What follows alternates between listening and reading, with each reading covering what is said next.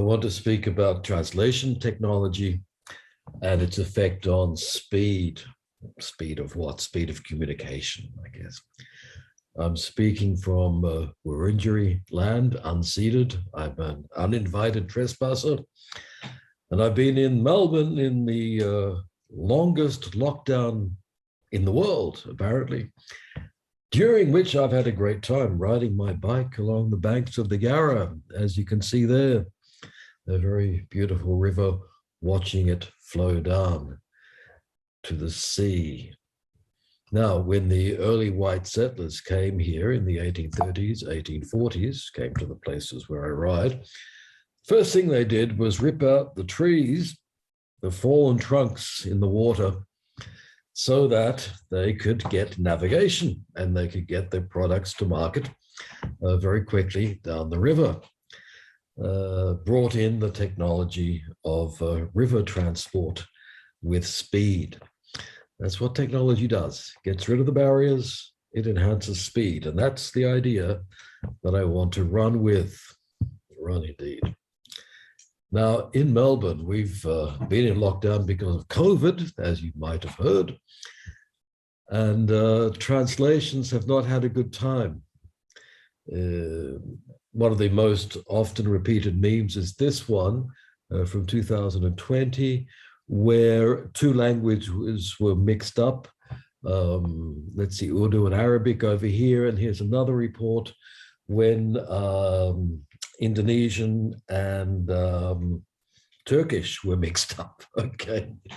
So your services are not doing too well if you can mix up the languages in the publicity put out by the various departments, which may not be a great communication problem, but it does act as an effective insult to those communities in our super diverse cities. And those communities will therefore lose trust, feel they're not respected, and not carry out the behavior change communication that is intended. Such are the problems of pretty blatant errors. Here, not much translation, but they're workflow errors, I insist. And that was what was reported, breakdown in trust due to translations. I'm not too sure. I think that's overstated, but that's the problem of getting some bad translations. So what happened is then the people producing the translations took extra special care and were aware that they couldn't get them out quickly, had to get them tested in the communities. What's the next report we have? Hey, it takes 8 weeks to get the translation out. 8 weeks seems excessive. I think that might be an exaggeration too, but in times of COVID and here in changing regulations and changing vaccine information, especially in 2021, if it's 8 weeks late, it's no good at all. So we seem to have had firsthand here the need for a trade-off between speed over here and quality over here. And the dominant thought is that more speed means less quality. Why? Because I think technology is not in the mix. I think they're not sort of aware that by ripping out a few trees, you can make things actually go faster and better at the same time. At the beginning of this corona crisis, we did have from Taos, as many of you know, the calling of people to donate, to put together their glossaries, their information, the translation memories around COVID, and to make that free. And it did. I downloaded the files for the languages I work with, and we looked at them, and WordFast reportedly put them on its translation memory database to make it freely available to whoever wanted to work with translation memories. For Italian, I went over a few things with a professor of Italian here, and we were looking at this, and I was, what how do you say lockdown in Italian? Confinamento, okay, that's that. But what's this? Blocco, what the hell is blocco? Ah, And lockdown, how can that be in the glossary as well? And we really were looking at this and thinking, well, okay, we've picked up bits and pieces from all over the place. We've made that available. We have some electronic resources that could aid our translators at the beginning, but we didn't know what to do with it, often because different terms were coming out, different expressions. And actually, we've seen later on, if you look at this example, that in Italian, they're actually preferring a lockdown, okay, and blocco, whereas we sort of thought they should have gone for confinamento. They didn't.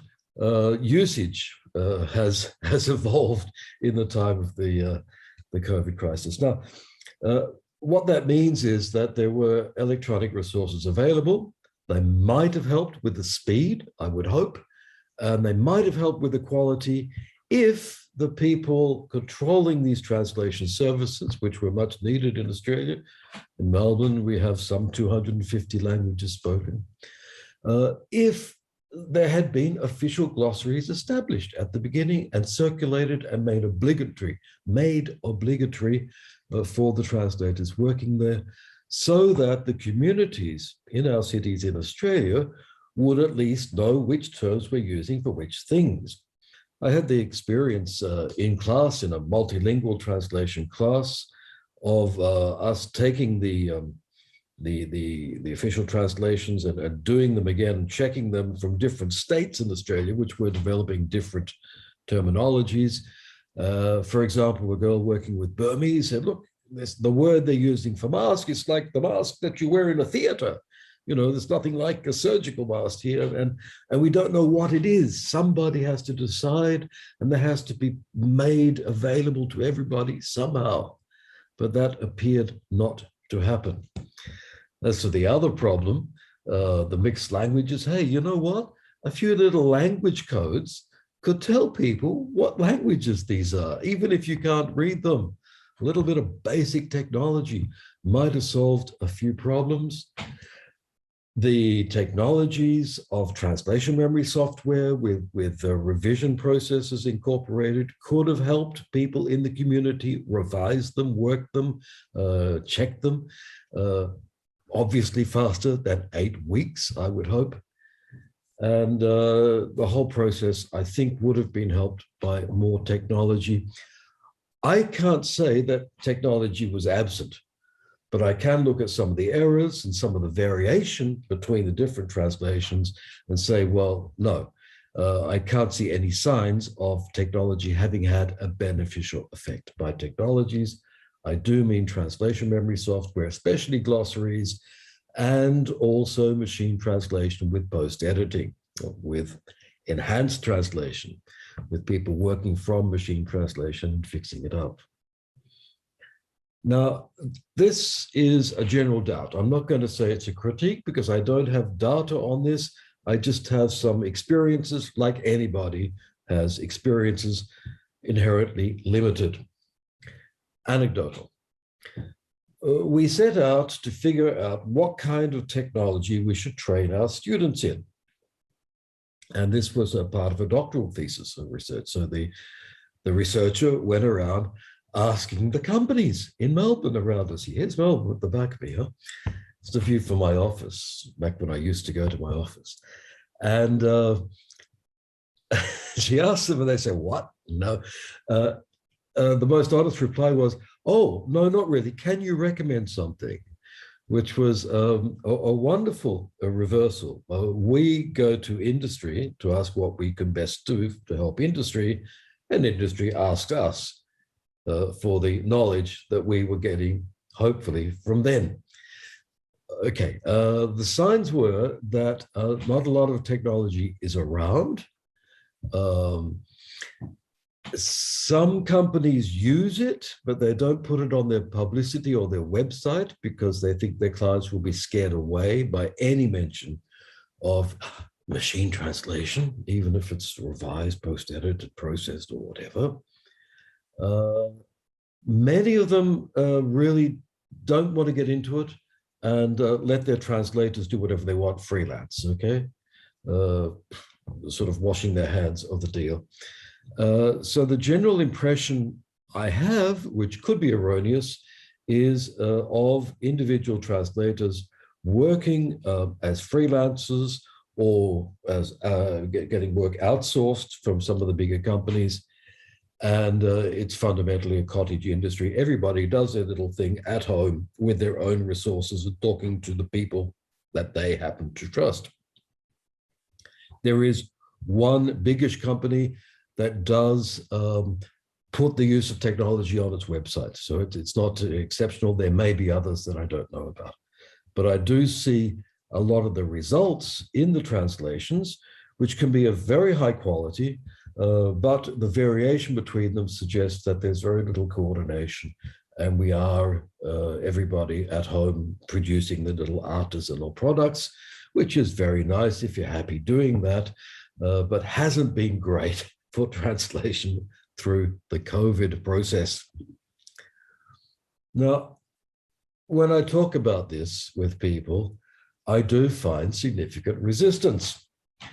I did give a talk, gee, when was that? A few years ago, to the union. We have a union, we have an association in Australia, and we have a union of translators and interpreters, which does fight for better working conditions and better recognition, and that's all very laudable.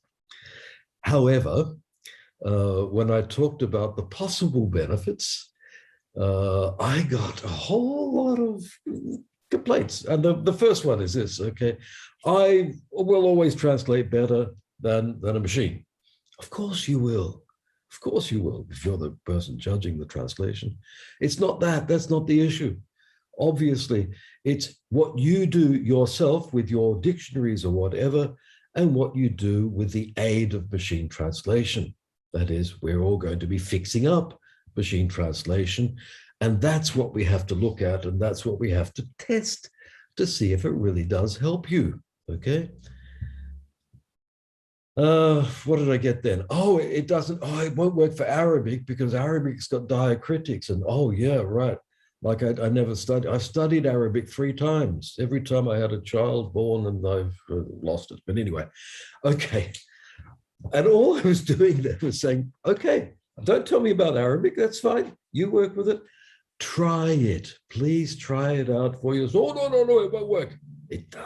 Just try it. Just try it, okay? And that's very important, I think, in the teaching situation, as well as giving talks like this, to get people to try it for themselves. I cannot guarantee that it will be advantageous for Arabic or any other language, but I can recommend that people try it, see the benefits of it, and see if it works for them or for them in relation to other translators and with their clients. Other complaints, I'm suggesting that it would work for First Nations languages in Australia. And they say, oh, no, but everything we do is spoken. You know, technologies is just for the written word. It's just for spoken. Hey, you know what? Our computers are speaking, and they're going to be speaking a lot more.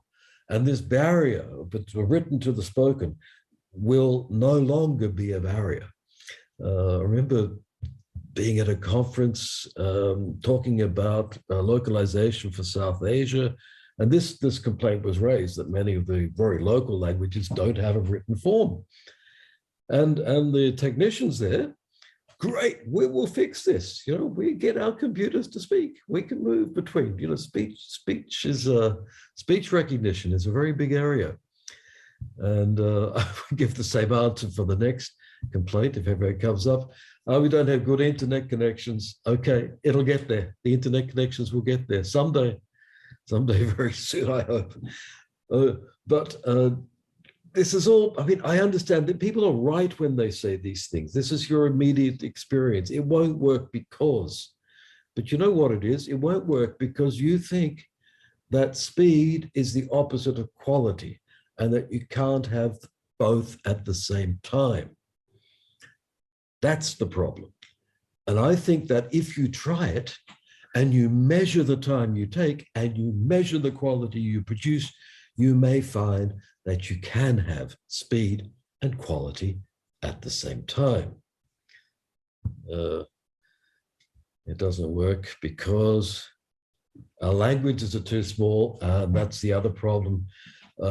People in the language industry or language technicians are really, really working on these problems. We do want to get language resources for smaller languages. That includes First Nations languages. So, do not, okay. Resistance is good to let us know what we have to work on. Fair enough. But we're working on it. Are we? People, yeah. People who know about these things are trying to solve problems. That's the message to get through. Here's one person's point of view, Javier Perez Alcalon. Okay. When I see these academics who have never translated professionally or have translated 1,000 years ago, that might be my case, or 1,000 years ago, and never go into the market, and they see that we academics are recommending machine translation, se me llevan los demonios. Oh, I get really pissed off. Old Javier's getting pissed off with us academics, okay? Look, fair enough, Javier. I'm citing this because a former doctoral student of mine, Anna Geberov, answered very eloquently and said, look, fair enough, we understand this, but we are not telling you what to do with machine translation. And Anna replied here and said, look, you see the market from your perspective. We're getting information, we're getting data, we're finding out what translators say about the technology, but we're finding out which companies use the technologies, which companies get the profits from the technologies. And what we're seeing from the data, what I see at least, and others, is that the people getting the benefits of the technologies are the big companies, and that small translators like Javier, traductor de profesión, professional translator, is doing his little cottage industry thing and not getting benefits out of technology and losing out. It's tough. Now, when I teach, I never say to students that they have to do post-editing, or that they have to use a particular translation memory suite, or that they have to use glossaries all the time, although they should do that.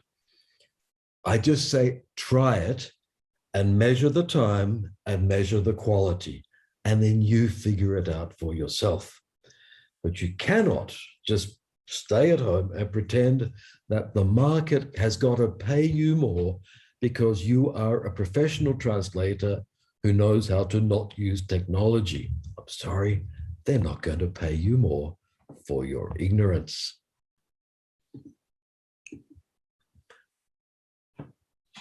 That's about speed, okay? Speed and quality at the same time. Try it out for yourself. Technology these days is also influencing the reception of translations. And I'm going to close just on this observation. We can speed up the production, but it can also affect the way people receive. And I'm fascinated by these things. These are danmaku from my student Beye, who's been researching that. And this flies across the screen as you're watching Jackie Chan adventures, apparently. And what are they doing?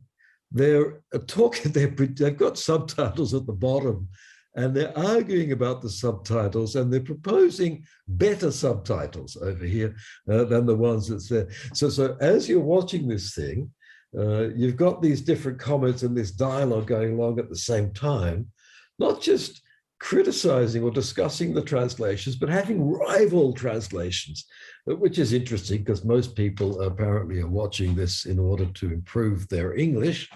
And so they're doing it as they go along. Now this is the other side of technology. If the production is going faster, okay, rip out those logs and get the barriers and get the boats going. There is a use of technology in reception, which is doing the opposite. This is another case. This is from Jurong's work, another doctoral student. The other one was a master's student.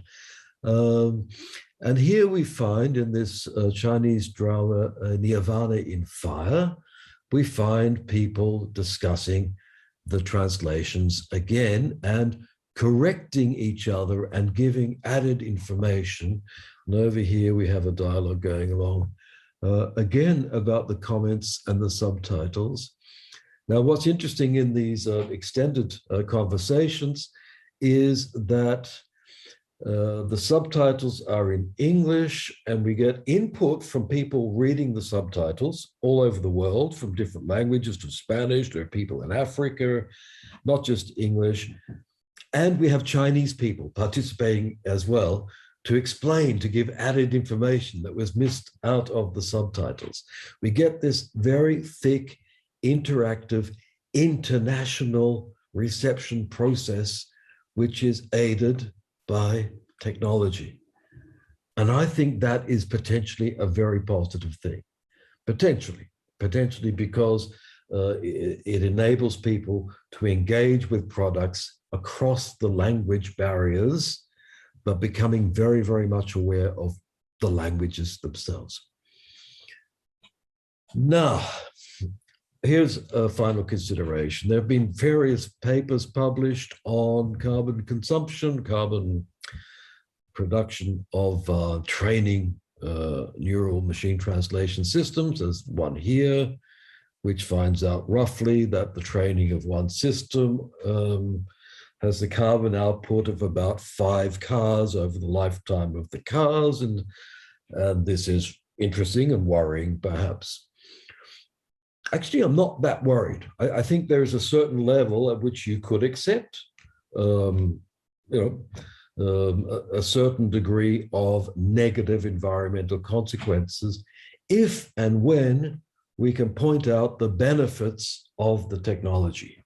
And I think that's the big argument we have to make. We have to look for those benefits in the use of quality and speed when it's needed, okay, and in the richness of cross-cultural understanding, especially between young people, when that can happen and be aided by technology. Now, when I look at the river as I go along in my bike, I look at the turbulence, all these little eddies and movements around. The river doesn't flow straight down to the sea. There's another one there, okay?